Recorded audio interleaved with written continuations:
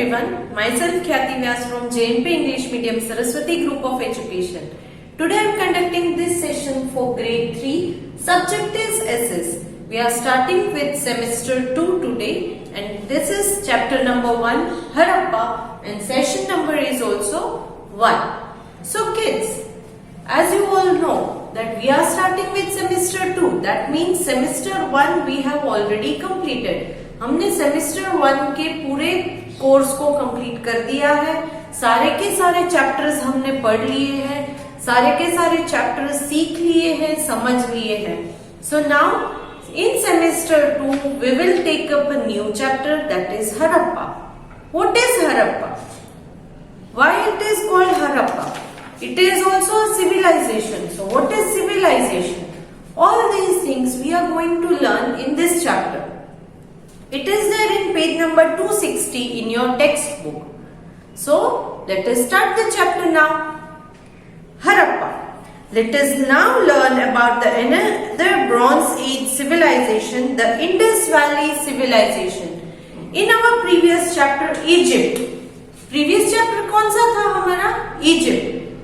इस चैप्टर में, इजिप्ट वाले चैप्टर में हमने देखा था कि 4 important civilizations were there. Correct? Indus Valley civilization, then Egyptian civilization, Chinese civilization. तो ये सारे अलग अलग civilizations थे.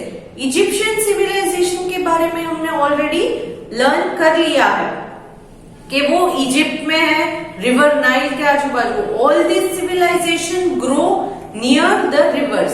सारी की सारी सिविलाइजेशंस जो है वो रिवर्स के आसपास ही ग्रो होती है.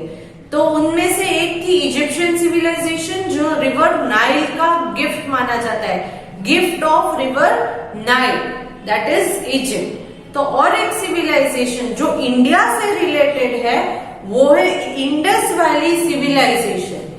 Indus valley civilization. Don't the name of this civilization strike you or remind you of a river? River Indus. तो इंडस वैली सिविलाइजेशन के बारे में जैसे ही मैं बोलती हूँ तो आपको रिवर इंडस के बारे में याद आता है कि ये इंडस तो एक रिवर है. तो इंडस वैली सिविलाइजेशन का मतलब क्या हुआ कि ये सिविलाइजेशन रिवर इंडस के पास ग्रो हुई थी, इसीलिए इसका नाम इंडस वैली सिविलाइजेशन रखा गया है. So this is also found in the bronze age. ये भी ब्रॉन्ज एज में पाया गया था. ब्रॉन्ज एज क्यों कहा जाता है? बिकॉज इसमें bronze which is a metal, इसका यूज सबसे ज्यादा होता है. ब्रॉन्ज कॉपर और टिन का मिक्सचर है और इसके मिक्सचर से ये जो है मेटल बनता है ब्रॉन्ज. और उस जमाने में ब्रॉन्ज की वस्तुएं ज्यादा होती थी, इसीलिए इस पीरियड को ब्रॉन्ज एज कहा जाता है. तो ये ब्रॉन्ज एज का एक इम्पोर्टेंट सिविलाइजेशन था इजिप्शियन सिविलाइजेशन, और एक इम्पोर्टेंट सिविलाइजेशन है Indus valley civilization which existed around 4500 years ago. ये इजिप्शियन सिविलाइजेशन अराउंड 4500 इयर्स के पहले एग्जिस्ट करता था, मगर उस जमाने में, उसका मतलब है उस जमाने में 4500 इयर्स के पहले ये इंडस वैली सिविलाइजेशन था हमारे अर्थ के ऊपर. This is the oldest civilization in India. ये इंडिया का सबसे पुराना सिविलाइजेशन माना जाता है, Indus valley civilization. Its remains were buried underground for many years. इस सिविलाइजेशन के जो रिमेन्स थे, रिमेन्स मतलब जो बची हुई चीज है, वो ग्राउंड के नीचे दफनाई हुई थी, दफन की गई, मतलब ग्राउंड के अंदर से हमें बरीड मतलब ग्राउंड के अंदर, अंडरग्राउंड, जमीन के नीचे से खोदते वक्त कुछ मिलता है तो उस चीज को बरीड थिंग कहते हैं. वो जमीन के अंदर बरी की गई थी. Okay, so this was the remains of this period is found buried under the ground from many years. बहुत सालों से जमीन के नीचे से इस पीरियड की वस्तुएं हमें मिली है. Two important cities of this civilization were discovered in the valley of river Indus. तो रिवर इंडस की जो वैली है उनमें से, उस वैली में से इस सिविलाइजेशन के related to most important cities जो है वो हमने डिस्कवर किए, क्योंकि जब ये सिटीज हमें मिले तब उनका स्ट्रक्चर देखकर पता चल रहा था कि ये पूरी की पूरी एक सिटी है।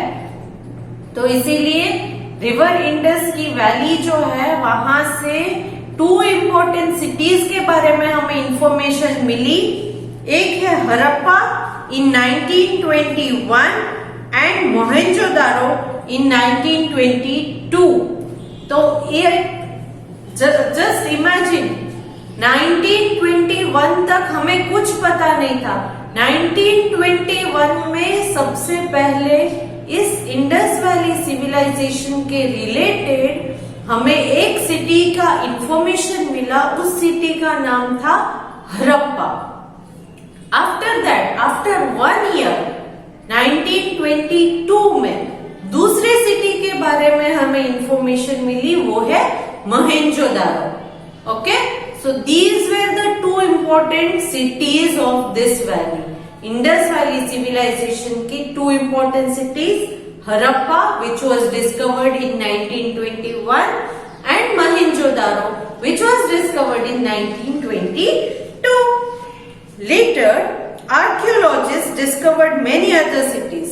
इसके बाद धीरे धीरे आर्कियोलॉजिस्ट ने बहुत सारे अलग अलग सिटीज जो इस वैली, इस सिविलाइजेशन के रिलेटेड है, उनको डिस्कवर किया। Since Harappa was one of the first city to be discovered, this civilization is called the Harappan civilization. Now if I ask you in the exam, why is this civilization called the Harappan civilization? So the answer is because Harappa was the first city to be discovered, so this civilization is also called Harappan civilization. Indus Valley civilization and Harappan civilization are same. ये एक ही है। Indus Valley civilization इसलिए कहा जाता है क्योंकि ये river Indus की वैली जो है वहां पर पाया जाता है, इसीलिए Indus valley civilization. Harappan civilization इसलिए कहा जाता है क्योंकि यहाँ पर सबसे first city to be discovered was Harappa, so it is called Harappan civilization. I hope this much is clear to you. Okay, next, location. See, in your textbook they have given a map. I am showing it on the board here. In this map you can see the exact location. Now look at the map. You can see that the civilization was spread over a large area covering part of modern days of India and Pakistan. यहाँ पर ये जो है green colour का part दिख रहा है, ये ग्रीन कलर का जितना भी पार्ट है वो पूरा का पूरा इंडस वैली सिविलाइजेशन का पार्ट है। तो इसमें आप देख सकते हो कि it was very big and it covered parts of India and modern day Pakistan. India and Pakistan दोनों के हिस्से इसमें कवर्ड है, सिर्फ इंडिया नहीं, इंडिया एंड पाकिस्तान। जो ब्लू कलर की लाइन आपको दिख रही है मैप में, वो सारी रिवर्स है, वो सारी रिवर्स है। और रेड कलर के जो डॉट्स दिख रहे हैं वो ये हरप्पन सिविलाइजेशन के अलग अलग सिटीज हैं। तो उसमें आप देख सकते हो कि कितने सारे सिटीज थे हरप्पन सिविलाइजेशन में। ना most of the cities were near river. इसमें ज्यादातर सिटीज मतलब के रेड डॉट्स अगर आप देखो तो जहां ब्लू लाइंस है मतलब जहां पर रिवर्स है वहीं पर सिटीज है। सो द सिटीज डेवलप्ड और cities grew only near the river because transportation was easy. Correct, transportation easy हो जाता है and availability of water also gave them a benefit for water for their daily use के लिए water मिल जाता है। Then for irrigation, for growing crops and all, they get water easily. So the cities were always near the rivers. You can see that in the map, right? यहाँ पर map में आप देख सकते हो कि कितने सारे रिवर्स है और रेड डॉट वाले जो है वो है cities. Now next talking about the cities. Harappan civilization की सिटीज कौन कौन से थे? एज आई टोल्ड यू कि एक हमने ऑलरेडी दो इंपॉर्टेंट सिटीज के बारे में बात कर ली, एक है हड़प्पा, एक है Mohenjo-daro. Now talking in detail about the cities. One of the most remarkable thing about the Harappan civilization is that the city were very well planned and have lasted for thousands of years. Harappan civilization की cities की अगर हम बात करें, then the most important thing is the cities were well planned. Though it was developed around 4,500 years back. ये सारे के सारे सिविलाइजेशन 4,500 इयर्स पहले के हैं, बट 4,500 इयर्स के पहले भी उन्होंने बहुत ही वेल प्लान्ड सिटीज बनाए थे। Well plan cities. हम जो आज ये प्लानिंग करते हैं, ब्लूप्रिंट निकालते हैं या फिर आर्किटेक्चर आता है, फिर ये रोड मैप बनता है, फिर हम अपना कुछ भी बनाते हैं, नो, उस जमाने में भी बहुत सारी प्लानिंग की जाती थी। फिर वो वहां पर कोई भी अगर आपको घर बिल्डिंग कुछ बनाना है तो बनाते थे। So it was well planned. So one of the most remarkable मतलब यादगार, जो याद रखने लायक चीज है, that is the cities were very well planned and have lasted for thousands of years. और इन सिटी के रिमेन्स जो है वो हजारों साल बीत जाने के बावजूद आज भी आपको मिलेंगे देखने के लिए। Even today you can see the remains of these cities. So just imagine how well they have planned and how well they might have built it. Planning and building must be so well that even the remains are found today. You can also go and see in those places. If you visit those places, you can see the remains of the Harappan city and the Mohenjo-daro.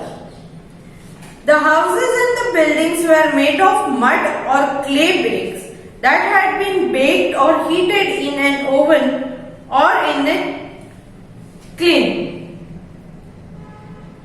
So, the houses of these cities, there are so many cities in Harappan civilization, so many people lived there. Now these people, they lived in houses, and houses were made of mud and bricks, bricks से बनाए जाते थे, and these bricks were made by heating these bricks in the sun or baking them in a kiln, मतलब भट्टी जैसा होता है, उसमें bake किया जाता है। Why?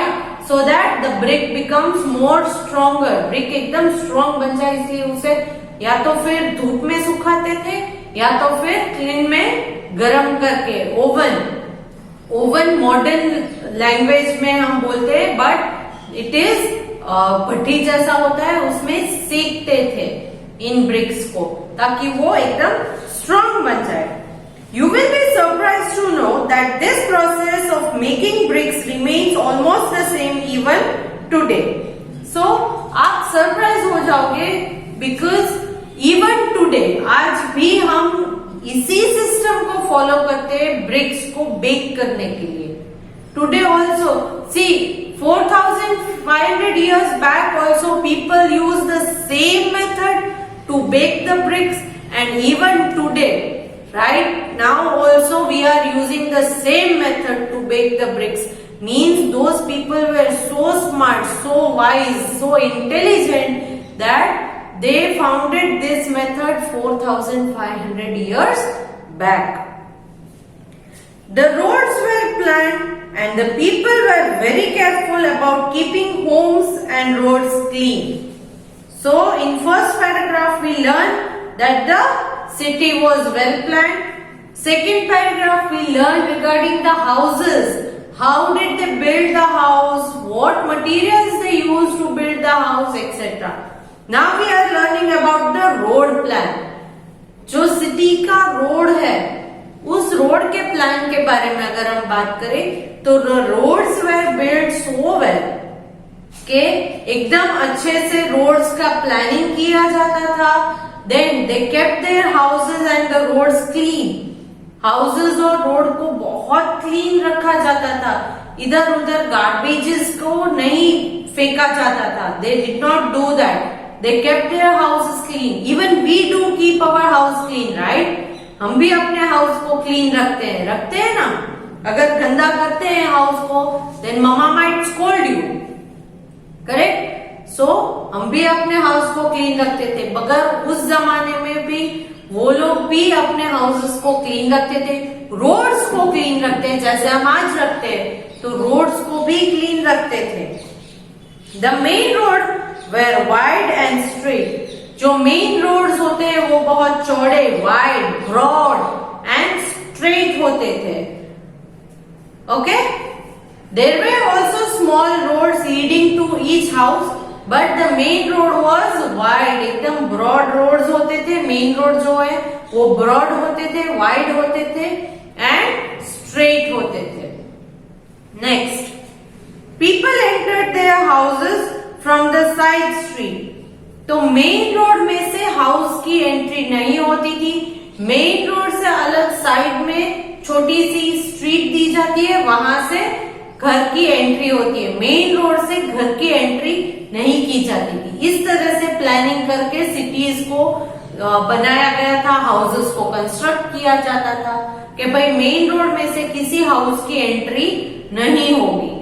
मेन डोर, एंट्री का मतलब है मेन डोर जो है वो मेन रोड पर नहीं आता है, साइड की स्ट्रीट है, वहां से आपके घर की एंट्री होती है। Next, people entered their houses from the side street. This tells us that the Harappans were very skilled engineers and builders. तो जिस तरह से उन्होंने अपने रोड्स को प्लान किया गया था, हाउसेस को कंस्ट्रक्ट किया था, रोड्स की क्लीनिंग की जाती थी, स्ट्रिक्टली लॉ रूल्स सब बनाए गए थे कि भाई किसी भी हाउस की एंट्री जो है वो मेन रोड से नहीं होगी, साइड स्ट्रीट से होगी। हर एक घर के आगे एक साइड स्ट्रीट होती थी। तो दिस शोज कि these people were very intelligent, they were skilled engineers and builders. वो बहुत ही इंटेलिजेंट, स्किलफुल, बहुत ही स्किलफुल इंजीनियर्स और बिल्डर्स थे। क्योंकि अगर वो इतने स्मार्ट वर्क नहीं करते तो शायद हम आज ये इंजीनियरिंग जो करते हैं वो हमें सीखने में बहुत टाइम लग जाता। मगर हमारे जो एंसेस्टर्स है, जो हड़प्पन पीपल है, उन्होंने हमें ये गिफ्ट दिया है क्योंकि उन्होंने स्टार्ट किया, जिसको फॉलो करते गए हैं हम। They started and we just followed them. So they were very skillful engineers and builders. Most of the houses had a courtyard in the center. Houses के center में courtyard मतलब open area, open area जो है courtyard वो होता था। आपने पुरानी पिक्चर्स में देखे होंगे, साइड में चारों तरफ से हाउस जो है उसके रूम्स या ऐसे होते हैं, बीच का सेंटर का जो एरिया है हाउस का वो ओपन होता है, जिसको हम कोर्टयार्ड कहते हैं। Open area in the centre of the house is called a courtyard. So most of the houses had a courtyard in the centre. The houses had many rooms.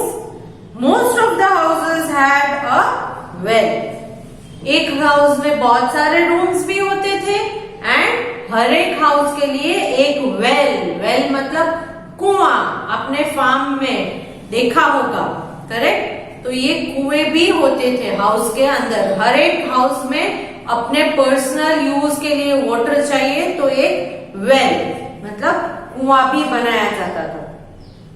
Some of the houses had 2 stories। 2 stories मतलब ground floor, first floor. 2 हो गए तो ये 2 story। अगर बहुत बड़ा building है, आज के जमाने में हम अगर फ्लैट्स देखे या ऐसे कोई मॉल देख लीजिए तो बहुत सारे एक के ऊपर एक फ्लोर्स होते हैं, तो उसे मल्टी स्टोरी कहते हैं। तो यहाँ पर उस जमाने में 4500 इयर्स बैक भी ये लोग एटलीस्ट 2 स्टोरेज हाउसेस तो बना ही लेते थे. सो दे वर सो स्किलफुल. तो इतनी सारी चीजें उनको उस जमाने में आती थी. These belong to the richer people. ये 2 story houses जो है वो नॉर्मली richer people, richer मतलब जिनके पास ज्यादा पैसा हो, those who were rich are called richer people. जो rich थे, जिनके पास पैसे ज्यादा थे, वो 2 story houses बनाते थे. The bathrooms were well made. In houses में बाथरूम्स भी थे जो बहुत ही अच्छी तरह से बनाए गए थे. They had sloping roofs to allow the dirt water to drain off. उन हाउसेस के रूफ्स जो है वो स्लोपिंग होते थे ताकि डर्टी वाटर जो है वो बारिश जब गिरती है तब ऊपर स्टोर ना हो जाए, कहीं ब्लॉक ना हो जाए, तो वो पानी सारा नीचे जमीन पर गिर जाता है. If it is a slope, the water will not stand in one place. It will slide off down. वो नीचे स्लाइड होके गिर जाएगा. They had sloping floors to allow the dirt water to drain off. The drains ran along the street and were covered.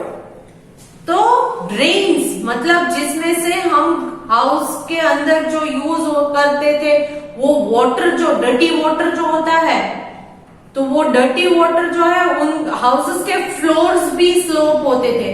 थोड़े slightly slope में रखते थे floor को, जमीन को. क्यों?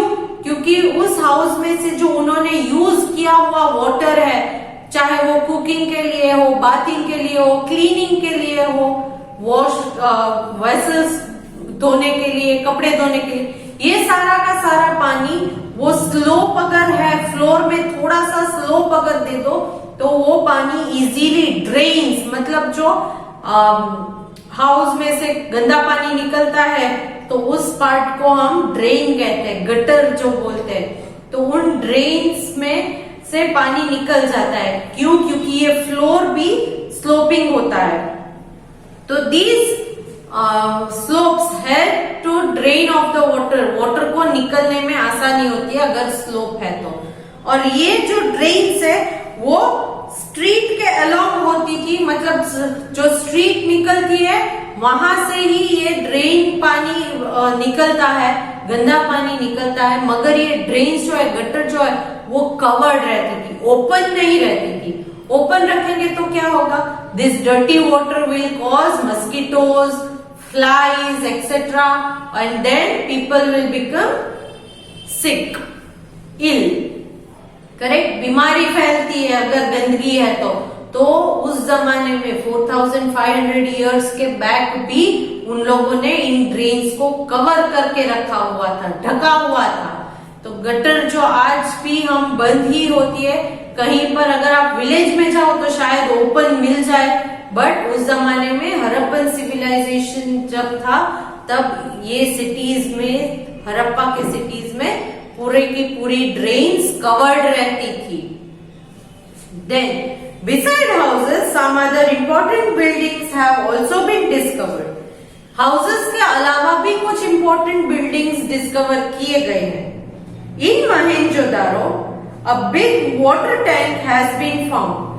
Mohenjo-daro जो सिटी है, important city of Indus Valley civilization, तो इस मोहेंजो-दारो में एक बड़ी सी वाटर टैंक जो है वो हमें मिली है, वो हम देख सकते हैं. This has been named the Great Bath. इसको हम ग्रेट बाथ कहते हैं, द ग्रेट बाथ. मोहेंजो-दारो में एक बड़ा सा वाटर टैंक है जिसका नाम है the great bath. It may have been used for religious purposes. और ये हम मानकर चलते हैं कि ये जो ग्रेट बाथ है, which is a big water tank, it might have been built for some religious purpose. Religious purpose मतलब किसी रिलीजियन के किसी कार्य के लिए इसे बनाया गया होगा. Which religion and what was the exact purpose that we are not knowing, but it is just believed that this tank might have built by some religious people for some religious purpose. किसी पूजा पाठ या किसी चीज के लिए बनाया गया होगा. We are not sure for what it was built. It may have built for some religious purposes. Harappa has the remain of big granary which may have been used to store extra grains.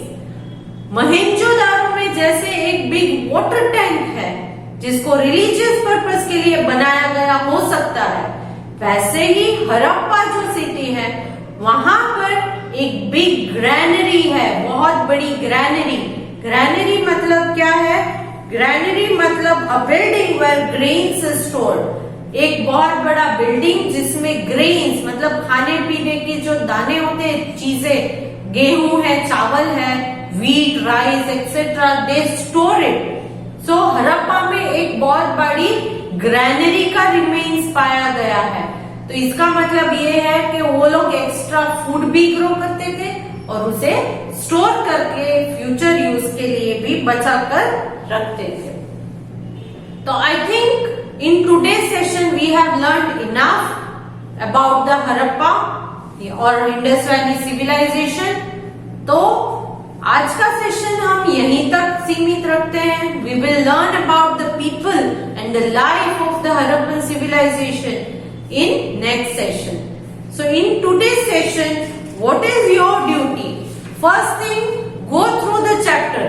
Chapter को एक बार पढ़िए text book में से. Okay जो समझ में नहीं आया है वो वीडियो के थ्रू वंस अगेन आप सुनिए तो एक्सप्लेनेशन के थ्रू समझ में आ जाएगा. Clear? Then I am sending a PDF which is fill in the blanks based. तो इस PDF में worksheet fill in the blanks based है. You can find the answers in your textbook or through the video. Go through the video and find the answers. Otherwise, you can discuss the answer with your friends and fill the blanks.